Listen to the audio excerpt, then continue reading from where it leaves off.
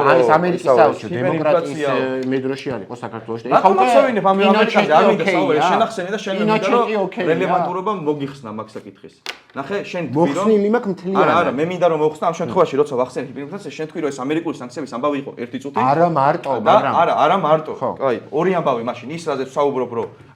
ბაზარი და ის რა ქვია სახელმწიფოს ჩარევა და სანქცია ხო ეს ამბობ ეს ამბავი იყო გეუბნები ეს როგორც კი მოიხსნა სანქცია იქ იყო თუ არ იყო 24,000%-იანი ჰიპერინფლაცია რო იყო ერთი კვირის შემდეგ როგორც კი გაუქმდა ყველა ფასის კონტროლი გაიყინა ყველა სახელმწიფო ხელფასი და სახელმწიფო ხარჯი შემცირდა იცი რა მოხდა ეს 24,000% დავარდა 0 ეგრევე გამოჩნდნენ ამერიკული კომპანიები არა სანქციაზე საუბრობ და თუ შესაძლებელია ერთი კვირის შემდეგ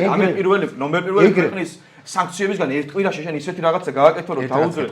დაუძვრე ამას არა პირდაპირ კავშირში არის ხოსტად იმასთან პრობლემაო და მე გეუბნები რომ იყო სანქცია და ეს რო გააკეთდა მაინც შემცირდა კაი მაგალითი მოიყვანეს სხვათა შორის